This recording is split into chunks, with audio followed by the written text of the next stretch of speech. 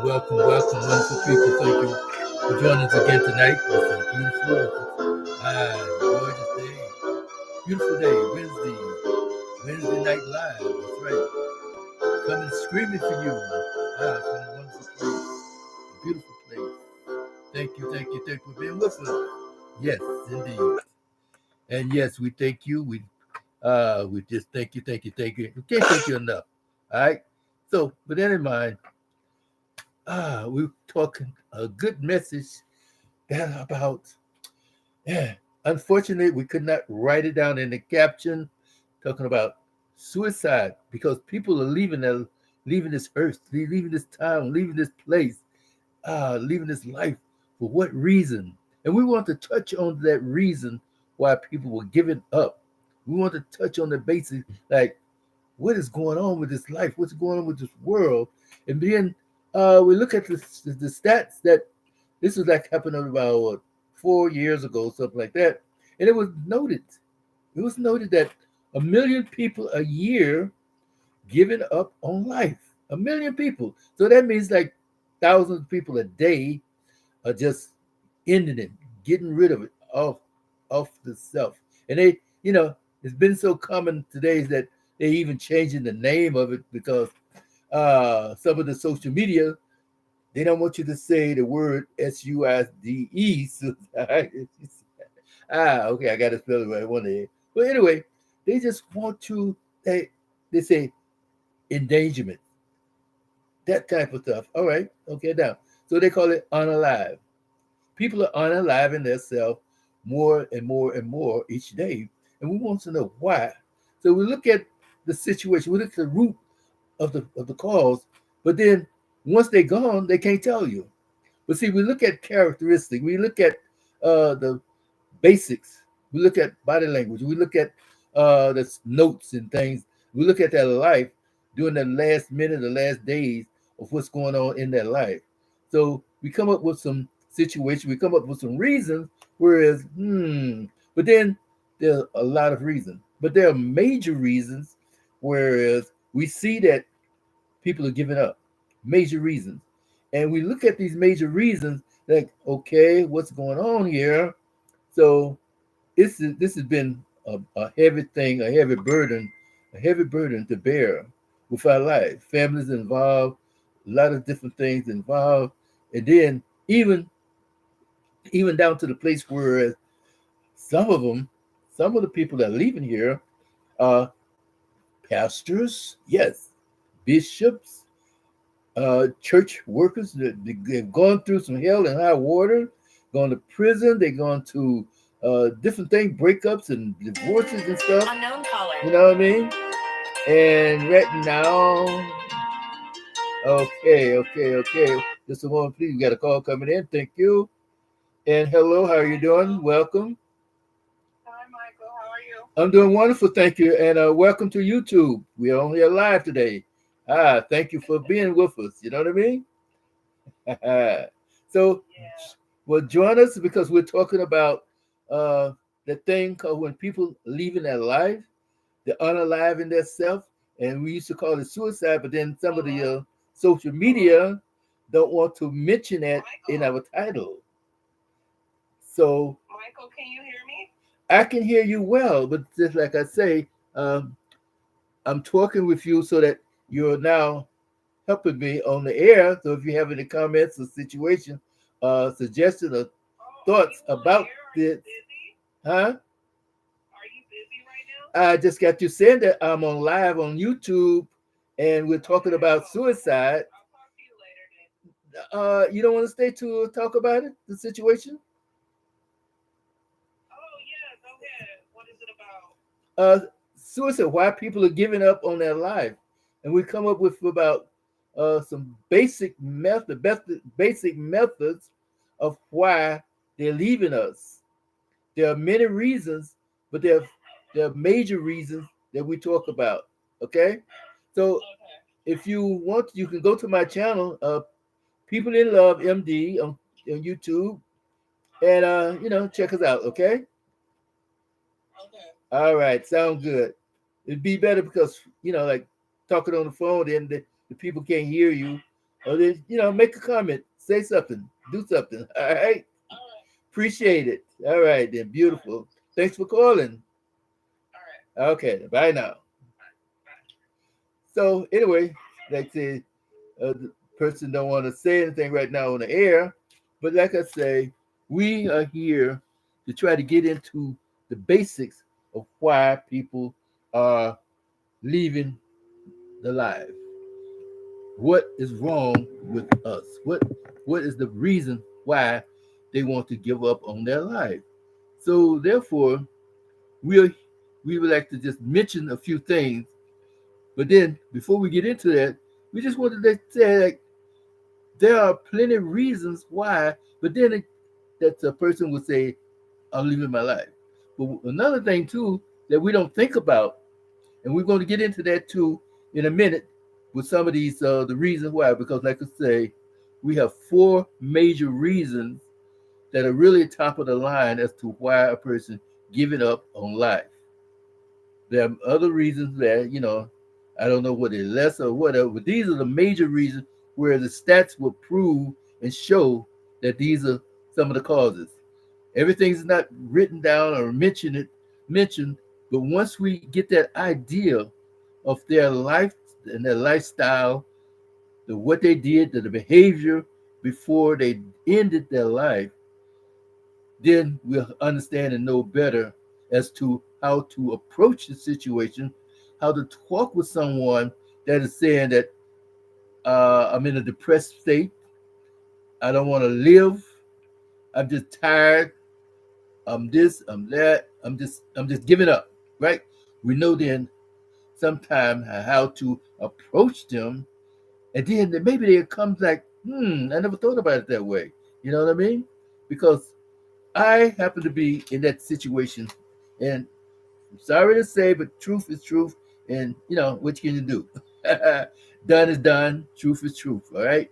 But the point of it is that why did I get to that place of saying that life is no longer worth living? Where did I get to that place where I'm listening to that voice in my mind that says, do this and do that? All right. Ooh, wait a minute. But anyway, sometimes suicide can come in an unopportune time, either without saying, well, I'm going to die. I want to die. I'm just give it up and that because of how you call it, the fake, not the fake, but the bypass, the closet suicide, the closet death thing, right? And that is when you get into that position, whereas you don't intend to kill yourself, you don't intend to commit harm to yourself, but you're doing it in a place called uh, not being responsible. You're doing it in a place where it says you say you give it up, you give it up. You can do it into a place whereas you know that this can lead to death. And we're going to get into that too because these some of the things that people just don't think about, they don't talk about it, and then they don't want to know about it. But let's come to let them know about it. Let's come to let a person know, hey, what you're doing is a bad thing. May I suggest? Wouldn't it be better? Uh, Come on. Let's be your support system. We're gonna help you out. We'll be there for you. And that's way a person can start to listening, and then you can help them in that way, whereas you can guide them to a better life, to a better place. That what you're heading towards is something that's going to be eternal, eternal darkness, eternal in a way of pain and suffering. And they said forever and ever. Why did the word say forever and ever? When you get through that first forever, then there's another forever coming about. You never thought about that, right? Okay, but look here though. Here's something too. So we are here, like I said, to talk about four major reasons why a person want to unalive their self. Okay. Now we go to number four. Number four says that we just give up. We just give up. You're just tired, you're broken, heart aches, trauma, pain. You just at your wits' end. There's no way out, up against a brick wall. You're taking over a cliff. You just like nowhere to turn, nobody to turn to. You just give it up. So therefore, that is the number four reason. All right, we might get back to that in a minute because some of these things can be combined in the use. All right. So number three reason is that uh we come to the place whereas they say um insecurity. Not only is there insecurity, but then it said uh not caring. You just don't give a damn. You just like, so what? Either no disrespect to the smokers that you're going back for a few days and everything, where people used to say, well, don't you know that cigarettes give you cancer? Yeah, well, I'm gonna die for something anyway. Well, don't you know that is a form of suicide, people, that you are really heading for death?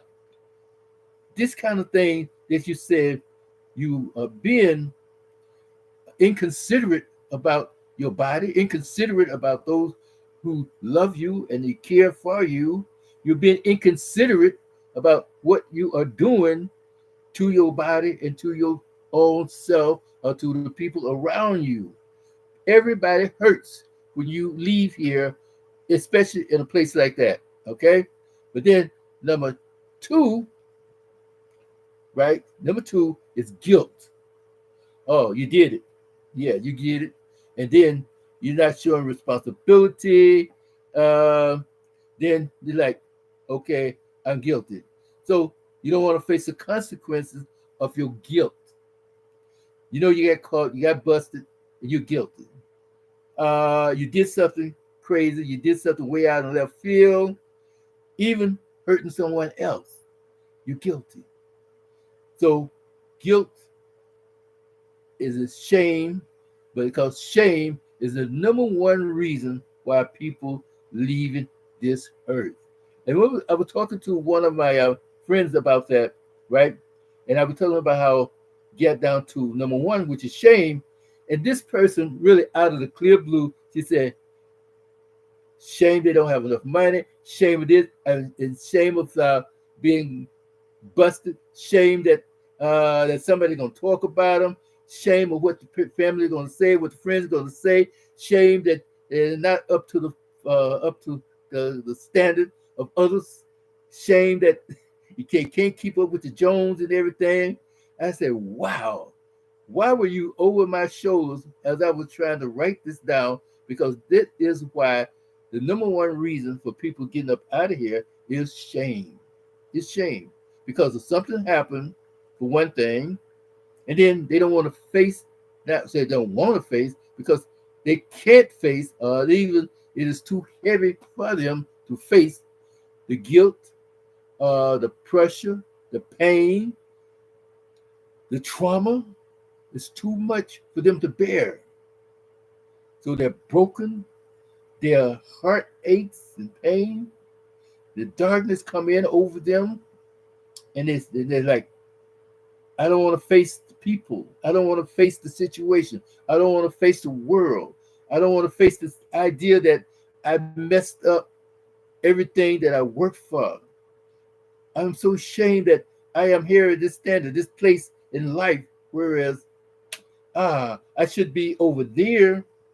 I should be up there. I should be in a place whereas uh, I am giving instead of asking.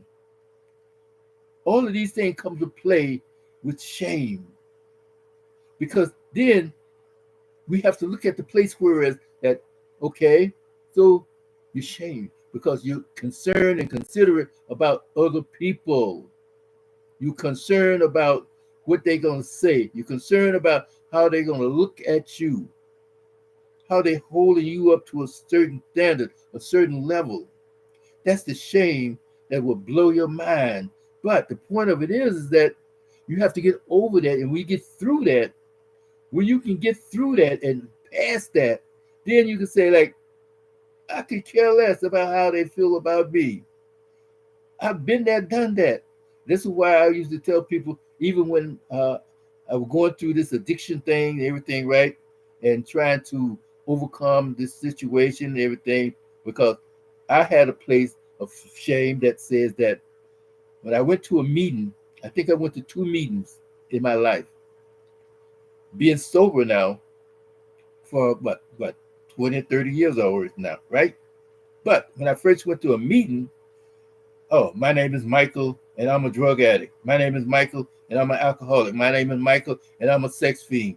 I had three addictions that was kicking my behind at one time, the same time. And I mean, it was like rocking me, rocking me. I could have gone to three different meetings at that day. So when I started to studying these things, started working on these things, I come to find out there's one thing that can help you through all of these things, and that is through the gospel of Jesus Christ. And yes, I mentioned Jesus Christ, and it's not he's a high power.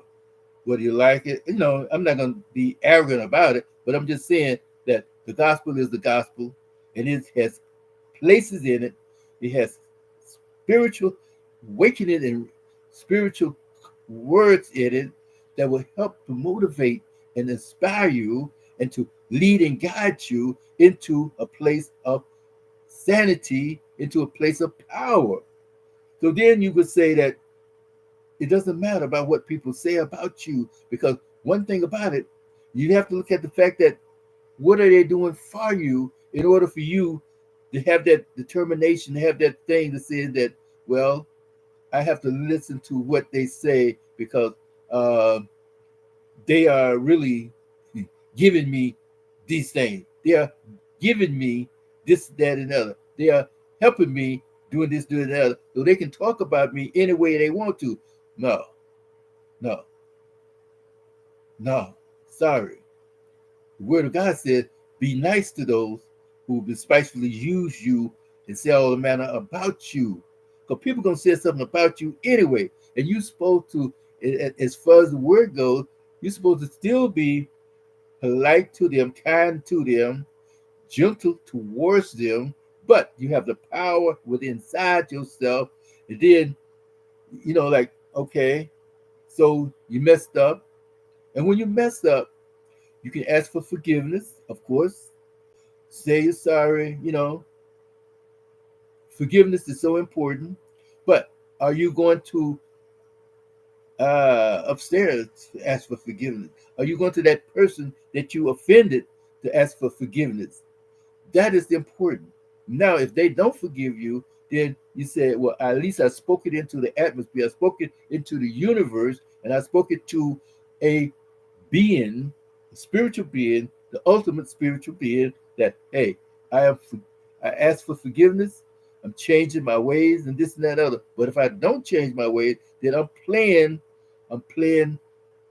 the part of a fool.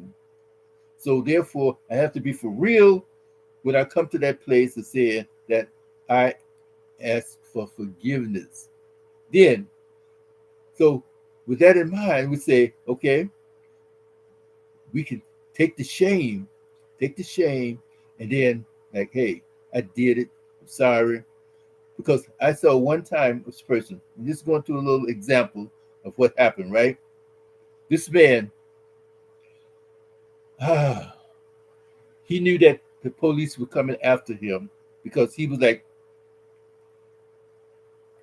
well, anyway, he was a pedophile. But his heart and his mind was in a place whereas he thought he was doing something right.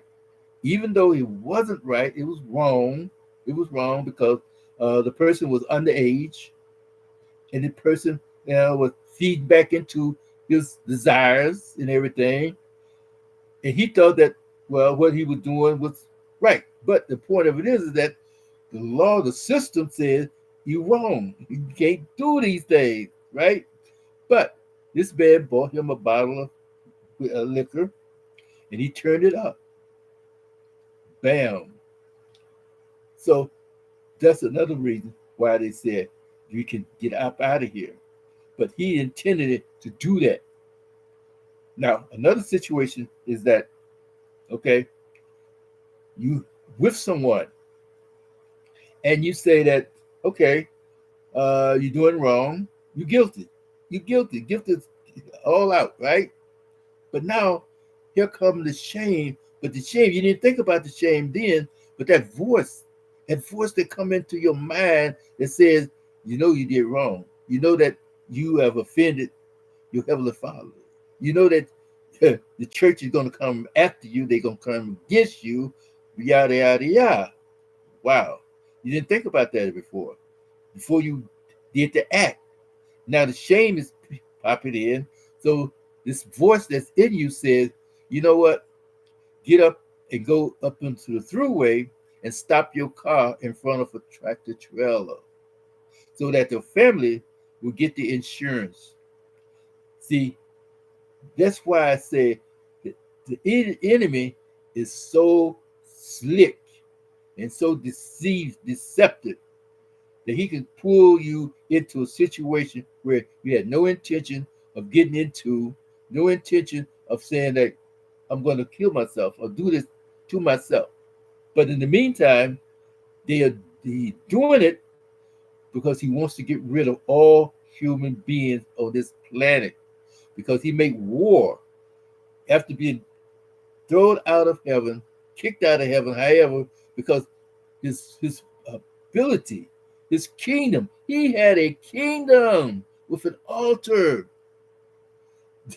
This anointed cherub, every morning when the sun first started coming up, wherever the sun come up at, he was announcing the new day. We called it the sunrise. He announced the new day with music. I mean, melodious music in the air. That's how important and wonderful he was at the time because God made him that way. But he decided to go against the principles of what he was supposed to be doing. So now a rooster cry, a cock crows every morning in some places wherever there's a rooster, a cock is, they crows every morning. And that's an insult to an anointed cherub. For real, for real, for real. Now, moving on, because we're going to talk about him a few times or the other, because this is how he acts, spiritual warfare. So now we come to that place whereas when a person does something wrong, and then they say, well, what are you going to do? That voice inside you is his voice talking to you, telling you to go and destroy your life. So when you do that, you're on your way to doing that, and you're like, what am I doing? And you can't do anything, you can't fight against it until you have the power within you already. You have to have the power within you, and then that's why we're supposed to meditate and pray and speak those affirmations to your mindset. But sometimes when you're not in that place, because if you was in that place, you wouldn't do what you did. So that's why we have to say now, just try to get our act together every day, every day, every day. Build up on that consciousness, build up on your strength, build up on that faith, build up in that love, build up in all the things that are good for you. Right now. So these are some of the things that happen. So then another place whereas you can unalive yourself unintentionally, but knowing that what you have done can cause you to lose your life. And that is medication. There are medications that says you cannot take this medication with another type of drug, another situation, yada yada yada. And you can't take the overdose. And this is what happened. You overdose. This is what happened sometimes when you cross medicate yourself, and then the consequences of that is lights out. That's where it goes. You didn't intend to at the time, but then carelessness, and then you're probably getting a feel of you had to get the high or however it was. This thing is really blowing your mind. This thing is really, yeah, ooh, ooh, ooh. You know what I mean? That is another form of suicide that sometimes it's like Russian roulette.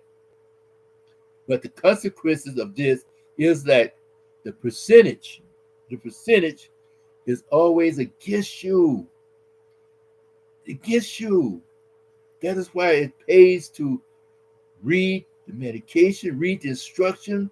This is why it takes to be cautious of everything and all things that you do in the environments and everything, not to get involved with a whole lot of different things that's going to lead you into chaos and confusion. Yes. So sometimes we don't think about these things. And this is why we say that addiction is also a form of leading towards suicide because addiction is not a good thing for anyone. Not a good thing because addiction is always something that to wear you down, tear you down, break you down, and then eventually destroy you. This is one of the things where we tell people that when you are addicted to something, especially with drugs, alcohol, and sex or lust, addiction, everything, it is there to destroy you eventually. Because even what we already taught becomes only to only AONLY, only to kill, steal, and destroy. Death, death, death. So therefore, we just want to bring these things to you to let you know how these things can operate, and sometimes they can operate together or either individually. But don't forget that 2,000 people, 1,000 people, no, 1,000,000 people a year, thousands of people per day is getting up out of here, being broke, you borrowing money, you can't pay it back, or you take your money and go gamble it. All these things come to play to cause a person to say, I'm guilty, but then I'm so ashamed. What am I going to do? How am I going to recoup or recover from this situation? And then you kill yourself. But not knowing that deep within the resources of your body, your life, your heart, there can be answers for you. But we don't want to notice these things. We don't want to hear these things, or either we don't let people um, know that we want to be saved. In other words, because we're so ashamed of telling someone that we did these things. And wow. So sometimes you do things, I'm telling you, you don't want nobody to know it. Okay. But if they bring it to you, you can either deny it or reflect it or try to avoid it or go around the thing. But when they come up with these things like, say, I know you did this, da da da da da, then you have to come with a prayer, come up with the defense thing, and say, I have given this to Jesus. He is in charge now. Go to him if you want to answer, because I'm out of it. I'm done. Now that is power within you to say that, hey, I'm over this. I'm free from this. I'm leaving it alone. Why are you still bringing it up? And that's another thing too. Whereas people getting up out of here because other people, because the evil one is forcing people to press you and pressure you into saying thing and doing thing that's going to be contradictory to the truth. Yes, and we see our children nowadays are going to that direction of leaving here because of bullying, because of uh, maltreatment, all of these things. How do we reach them? How do you talk with them and let them know that there's power within their self and power within the system? Because now the system is failing people. Wow, what can you do? As they say, I say we used to talk in the word in the street days, and that's it. Damn if you do, and damn if you don't. But there is always one that is there available for us to go to at any time and all time, no matter how raggedy you've been, how corrupt you've been, how crazy you've been, how degenerate you've been, you can change. Always believe that, and always believe that He's there for you. Because even in His word, He said His arm is not too short that He cannot reach you to your lowest place. Your lowest place. He can go down into the pits of hell and get you.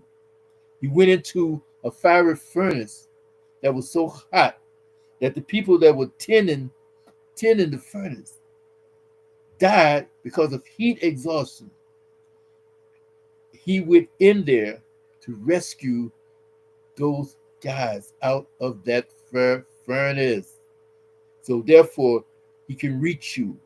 So we always try to let people know that this is not a place to be. Do not give up. We know that, okay, you're guilty and you're ashamed of it. Get rid of that shame, get rid of that fear, get rid of that situation. Take a deep breath, relax, take a deep breath, and just call on His great name. So, with that in mind, wonderful people, we just want to bring this to you to let you know that don't let this be the curtains for you. Don't let this be the end for you. There's always, always another minute, another time, and another situation for you. And even if it's going to be your last day, just like the guy that was so strong, his strength was in his hair, right? He married a woman that he wasn't supposed to marry, but he married her anyway. And he told her the secret of his strength, his power. He could just go to an army. He was a leader, right? And he had how you said, the jawbone of an ass, the mule, the horse, or whatever you want to call him, right? And he would beat down people in the army.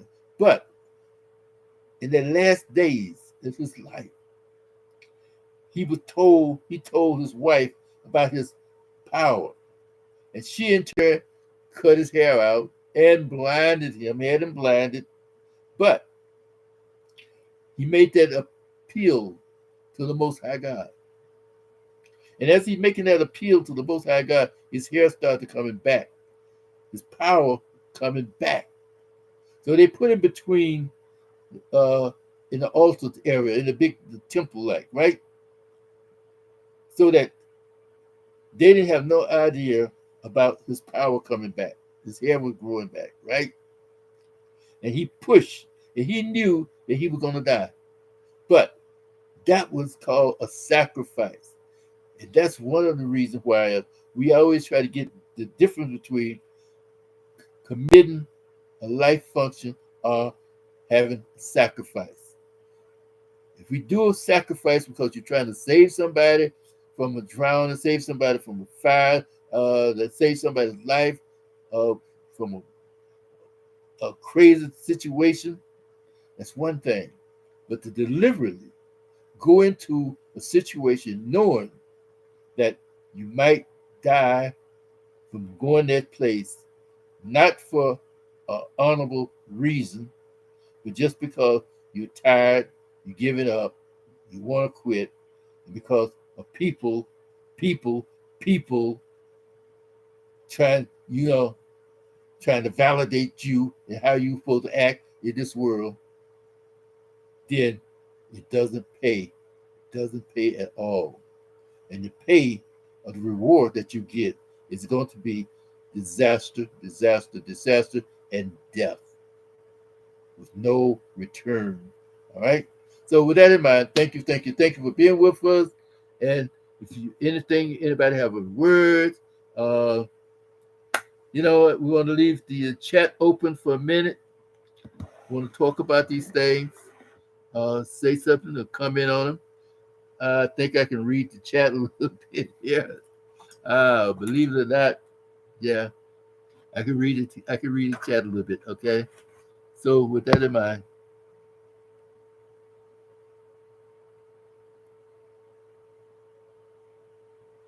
Okay, Key. Thank you. Thank you. Uh, want to put something in chat because next week I think we're gonna go back into the situation because, like I said, this is something that is really, really needed to be talked about for real, for real, for real. And I thank you guys for being with us. Uh, Today we're not going on the Facebook, only on YouTube. And then, like I say, we must by all means talk about these things because too many people are leaving here unknowingly playing Russian roulette with their life, and then people up there, oh well, so and so and so and so and so and so, not realizing that once you're gone, that's it in life. Okay? Take care, be blessed, and I'll talk to you soon and very soon. Peace, grace, and mercy be unto you and yours. Bye now.